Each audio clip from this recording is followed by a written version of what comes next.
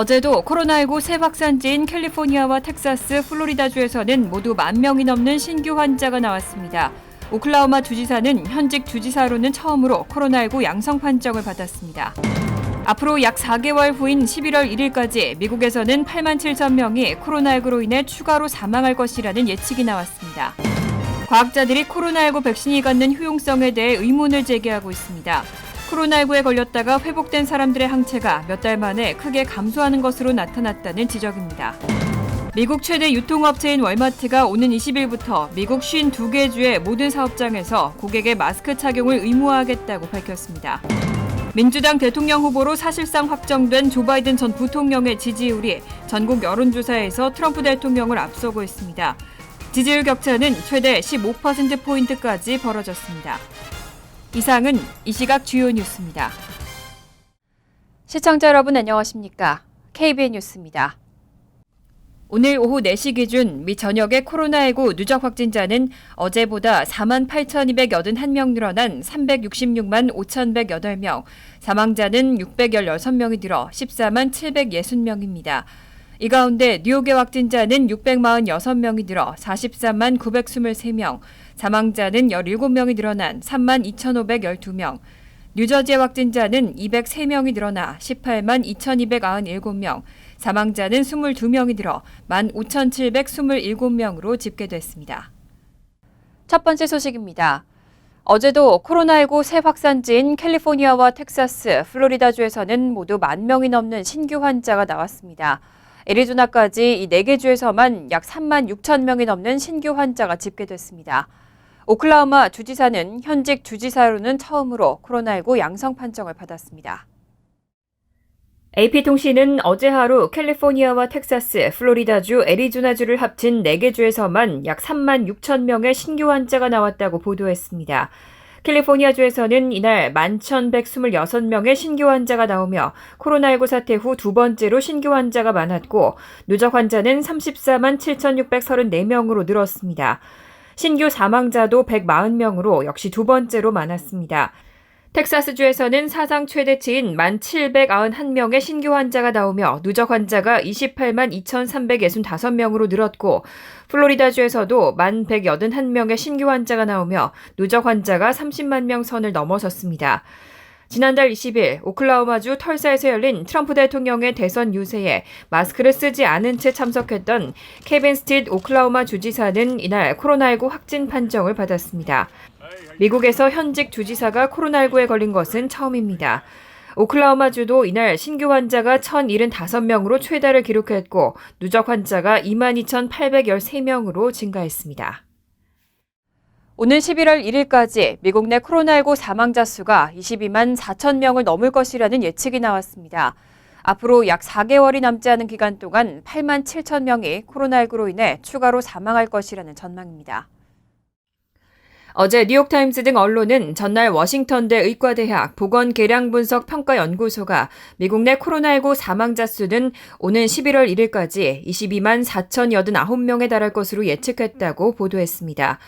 연구소가 지난 7월 7일 발표했던 전망치인 20만 8,254명보다 15,800명 이상 증가한 수치입니다. 연구소 측은 최근 엘라베마주와 플로리다주, 노스캐롤라이나주에서 코로나19 사망자 수가 꾸준히 증가하고 있는 것을 감안해 새로운 전망치를 내놨다고 설명했습니다. 이날 존스홉킨스대 코로나19 실시간 통계에서 미국의 코로나19 사망자가 13만 6,900명인 점을 감안할 때 11월 1일까지 약 8만 7천여 명이 더 사망할 수 있다는 의미입니다. 다만 연구소 측은 거의 모든 미국인들이 공공장소에서 마스크를 쓴다면 사망자를 4만 명가량 줄일 수 있다고 덧붙이고 마스크 사용이 늘었지만 충분히 높은 수준은 아니라면서 만약 미국인의 95%가 집을 나설 때마다 마스크를 쓰면 감염률이나 입원 환자가 줄고 사망자 예상치도 떨어질 것이라고 강조했습니다.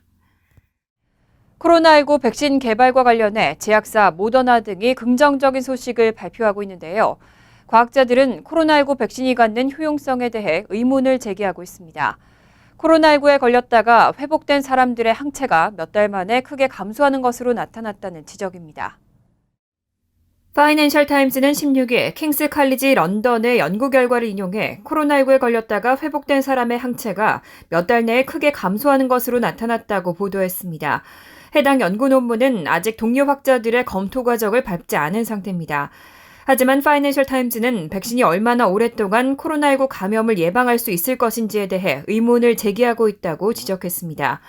노팅엄 대학의 허브 시웰 명예교수는 킹스 칼리지 런던의 연구 결과에 따르면 코로나19에 대한 항체는 항체 효과가 2년간 유지됐던 중동호흡기 증후군 등 다른 코로나 바이러스들보다 훨씬 더 빨리 사라진다는 것을 보여준다면서 그럴 경우 처음부터 다시 시작해야 할 것이라고 지적했습니다. 이에 대해 모더나의 타일 작스 최고 의료 책임자는 항체가 줄어드는 것은 얼마든지 가능하지만 처음부터 환자가 무증상자였거나 항체 수준이 매우 낮았을 것이라고 덧붙였습니다. 뉴욕 소재 파이스타인 의료연구소의 베티 다이아몬드는 모더나의 실험 결과는 당연히 희망적이라면서도 항체 반응이 얼마나 오래 지속되는지에 대해서는 더 많은 정보가 필요하다고 말했습니다. 미국 최대 유통업체인 월마트가 오는 20일부터 미국 52개 주의 모든 사업장에서 고객의 마스크 착용을 의무화하겠다고 밝혔습니다. 월마트는 연방정부 차원의 마스크 의무화 규정이 없는 것이 지방정부의 정책에도 혼선을 야기하고 있다고 지적했습니다. 15일 미 최대 유통업체인 월마트는 오는 20일부터 52개 주 모든 사업장에서 고객의 마스크 착용을 의무화한다고 발표했습니다. 월마트는 경제 재개방 이후 직원들에게 마스크 착용을 의무화했지만 고객에게는 사업장 소재지의 정책에 따르도록 해왔습니다. 하지만 월마트가 고객에게도 마스크 착용을 의무화하는 정책을 택하면서 트럼프 행정부에 큰 압력이 될 전망입니다. 15일 CNBC와 월스트리트저널 등에 따르면 이번 결정은 월마트와 계열사인 회원제, 양판점, 샘스클럽 매장 5천여 곳에 적용됩니다.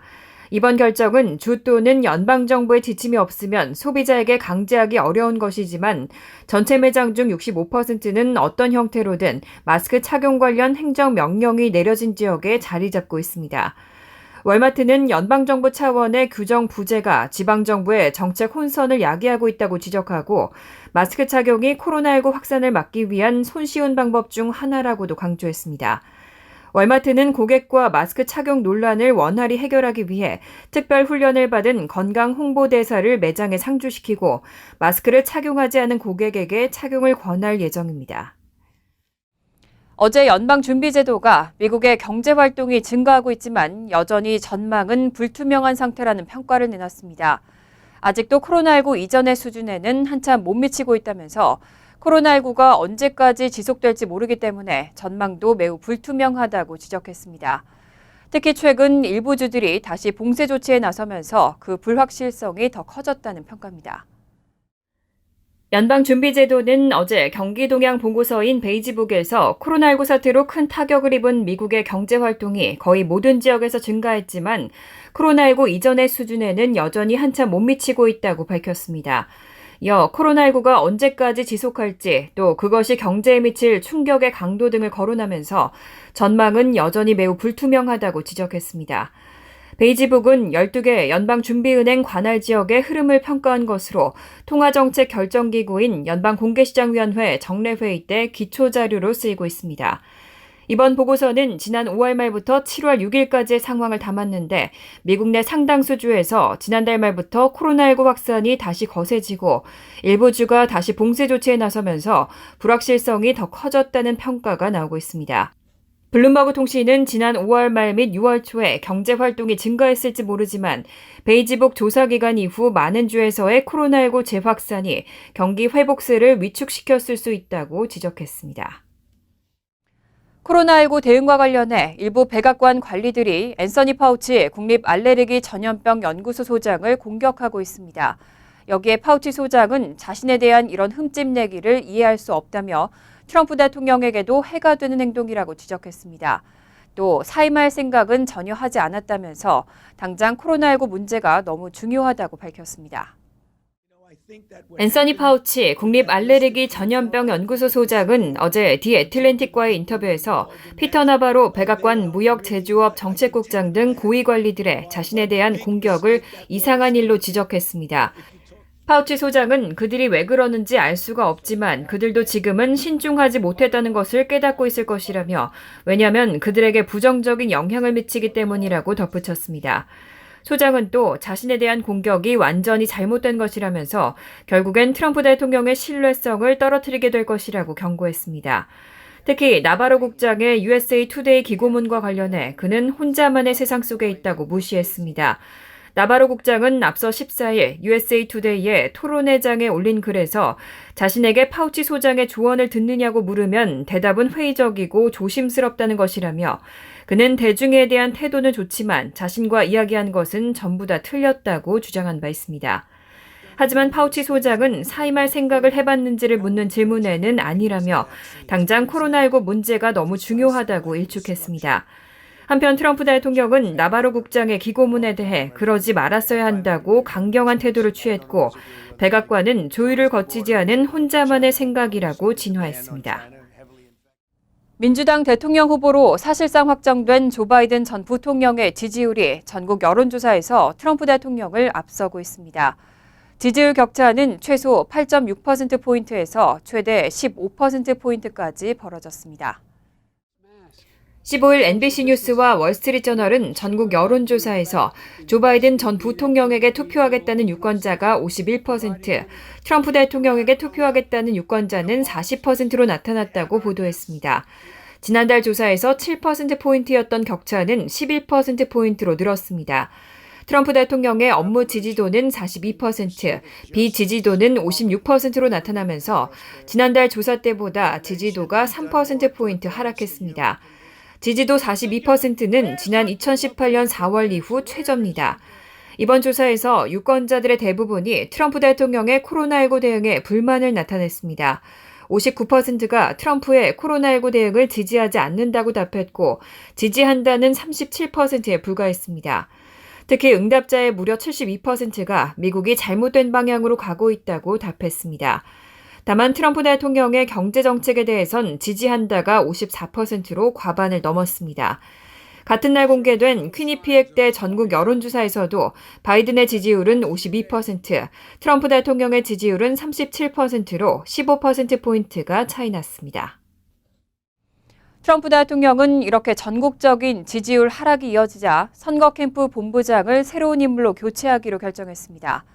브래드 파스켈 선대 본부장 대신 빌 스테피언 전 백악관 정치전략국장이 새로운 선대 본부장으로 임명됐습니다.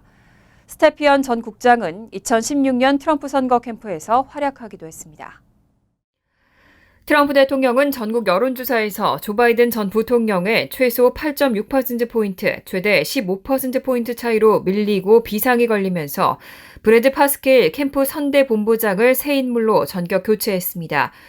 파스켈 선대 본부장은 지난달 20일 열린 오클라호마주 털사 유세에서의 흥행 참패 이후 경질설이 나돌았습니다.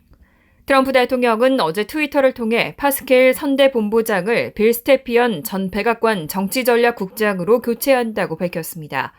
스테피언 전 국장은 현재 캠프 선대 부본장을 맡고 있으며 2016년 트럼프 선거 캠프에서 대선 승리를 이끈 인물입니다. 트럼프 대통령은 트윗에서 빌 스테피언이 트럼프 캠프 선대 본부장의 역할을 맡게 됐다는 사실을 발표해 기쁘다며 파스케일은 디지털과 데이터 전략을 감독하고 캠프 내 선임 고문의 역할을 수행할 것이라고 전했습니다. 지난달 파스케일은 2016년 대선에서 트럼프 대통령에게 투표하지 않았다고 말해 논란을 일으킨 바 있습니다. 트럼프 대통령과 파스케일 선대 본부장의 관계는 최근 여론조사에서 바이든 전 부통령이 계속 앞서면서 나빠진 것으로 전해졌습니다. 20일 희망재단이 설창 앤드류박 장학재단에 $12,000를 기부했습니다. 20일 희망재단은 기부금을 전달하면서 서류 미비 한인 학생들을 위해 사용해달라는 뜻을 밝혔습니다. 올해 앤드류박 장학재단은 코로나19 사태로 경제적 어려움에 처한 학생들을 우선적으로 선정해 장학금을 지원할 계획입니다. 20일 희망재단이 설창 앤드류박 장학재단에 한인 학생들을 위해 사용해달라며 $12,000를 기부했습니다. 20일 희망재단은 앤드류박 장학재단이 코로나19 사태로 극심한 경제적 어려움에 처한 학생들을 우선적으로 선정할 방침을 세우자 일부 장학생을 서류미비 한인가정 출신이거나 서류미비 한인 학생들 중에서 선발해달라며 기부 의사를 전달했습니다. 변종덕 20일 희망재단 이사장은 지난 4월 코로나 사태로 서류미비 한인들이 극심한 경제적 고통을 당할 당시 앤드류박 변호사가 20일 희망재단에 제일 먼저 $10,000를 기부해왔다며 이번에는 20일 희망재단이 앤드류박 장학재단에 힘을 보태고 싶었다고 밝혔습니다. 설창 앤드류박 장학재단은 올해 장학금을 지난해 1인당 $2,000에서 $1,000가 더 늘어난 $3,000로 정하고 총 8명에게 $24,000를 지급할 예정입니다. 이번 장학금 신청 서류는 최근 1년간 학업 성적 및 재학 증명서 사본이나 대학교 합격 통지서 사본 한 부, 왜 장학금이 필요한지에 대한 에세이 등이고 신청은 7월 31일까지입니다.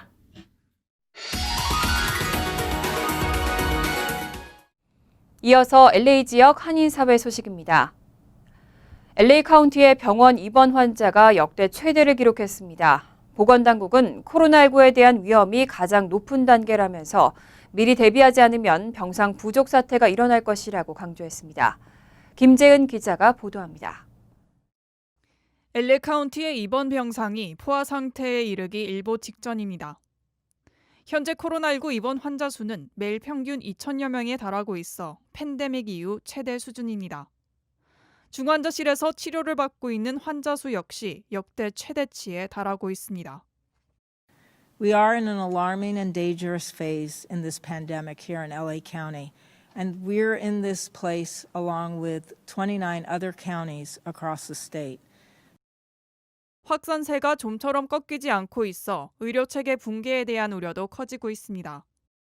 당국은 인공호흡기와 중환자실 부족 사태는 결국 사망자 급증으로 이어질 것이라며 의료인력 확충 등 개혁이 시급하다고 지적했습니다. 앞으로 확산세가 진정되지 않으면 또다시 스테이 앳 홈 외출 자제령이 발령될 수 있다는 경고마저 나옵니다.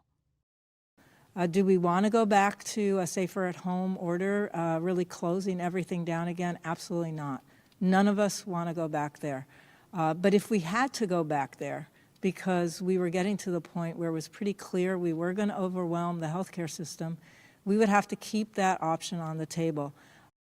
LA 카운티의 코로나19 확진자는 오늘 2,758명 추가돼 총 14만 3,009명으로 집계됐고 사망자 수는 44명 추가돼 총 3,932명으로 늘어났습니다. 앞서 에릭 가세트 LA시장도 현재 코로나19 상태가 적색, 즉 최악의 긴급 상황에 다다를 수 있는 경계선에 있다며 셧다운 조치 등 후퇴를 막기 위해 주민들의 협조를 당부했습니다. MBC 뉴스 김재은입니다. 캘리포니아주의 코로나19 재확산세가 심각한 상황입니다. 당국은 코로나19 검사 대상을 새롭게 규정했습니다. 캘리포니아주 보건국은 검사 신청이 급증하면서 진단키트가 부족해지고 결과도 지연되고 있다며 우선순위를 4단계로 구분하고 이에 따라 테스트를 진행할 계획이라고 밝혔습니다. 새 시스템에 따르면 감염 증상으로 입원한 환자와 감염자와 접촉한 주민들이 최우선순위고 요양원이나 노숙자 쉘터 등 감염 고위험군 환경에 거주하거나 일하는 주민은 검사 대상 2순위입니다. 이어 3순위는 소매점, 요식업계 등 많은 사람들과 접촉해야 하는 근로자들이며 4순위는 무증상이지만 감염됐을 가능성이 높다고 생각하는 주민들입니다. 한편 캘리포니아주 당국이 2차 셧다운을 발표했음에도 불구하고 주의 하루 신규 확진자 수는 11,142명으로 확인돼 팬데믹 이후 최고를 기록했습니다. 간추린 소식입니다. 맨하탄 교통혼잡세 도입이 1년 뒤로 늦춰질 것으로 보입니다. 제노리버 메트로폴리탄 교통공사 최고 개발 책임자는 최근 정책 연구 싱크탱크 맨하탄 인스티튜트와의 인터뷰에서 맨하탄 교통혼잡세 시행과 관련해 연방정부의 승인이 지연되고 있다고 밝혔습니다. 뉴욕주는 당초 2021년 1월부터 맨하탄 교통혼잡세를 시행할 예정이었지만 트럼프 행정부의 승인 없이는 진행시킬 수 없는 상황이라고 덧붙였습니다. 민권센터가 오늘부터 시행에 들어가는 뉴욕주 저소득층 렌트비 지원 프로그램에 대한 긴급 지원 서비스를 실시한다고 발표했습니다. 민권센터는 렌트비 보조가 필요한 한인 세입자들을 돕기 위해 긴급 지원 활동을 시작한다며 민권센터 웹사이트에 한국어 안내서를 구비하고 한인 세입자들이 참고할 수 있도록 도울 예정이라고 밝혔습니다. 오늘부터 2주간 진행되는 렌트비 지원 프로그램 신청에 도움이 필요한 한인 세입자는 민권센터에 전화로 예약할 수 있습니다. 하버드대의 오픈데이터 프로젝트가 최근 실시한 설문조사에 따르면 신입생을 포함해 설문에 응한 총 1,766명의 학생 가운데 15%는 올 가을 학기에 학교로 돌아갈 생각이 거의 없다고 밝혔습니다. 또 10%는 가을 학기에 등록하지 않는 것을 다소 고려하고 있다고 밝혔습니다. 반면 55%는 가을 학기에 등록할 가능성이 매우 높다고 답했고 19%는 등록할 생각이 어느 정도 있다고 답했습니다. 뉴저지 이지패스 통행료 청구 대행업체의 실수로 7만 9천여 명의 뉴저지 운전자에게 통행료가 과다 청구된 것으로 밝혀졌습니다. 통행료 징수 대행업체가 코로나19 사태 시작 후 약 7주간 7만 9천여 건의 청구서를 보내지 않으면서 운전자들은 한 달 뒤에서야 통행료 미납 건당 수수료 $50씩이 추가된 2차 고지서를 받은 것으로 나타났습니다. 턴파이크 교통공사는 잘못 부과된 수수료를 낼 필요가 없다며 이미 수수료를 납부한 운전자에게는 환불 조치할 것을 지시했습니다. 환율과 증권 소식입니다.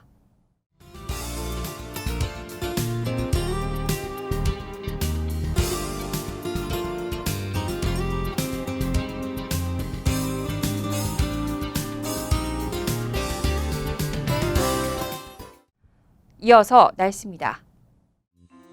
금요일은 오전 중 소나기가 오는 곳이 있겠고 오후와 밤 한때도 천둥 번개나 소나기 내리는 곳이 있겠습니다. 낮 최고 기온은 82도, 섭씨 28도, 밤 최저 기온은 72도, 섭씨 22도로 예상됩니다. 토요일은 대체로 화창하겠습니다. 일요일도 가끔 구름만 지나고 화창하겠습니다. 이상으로 KBN 뉴스를 마칩니다. KBN과 함께 즐거운 저녁 되시기 바랍니다.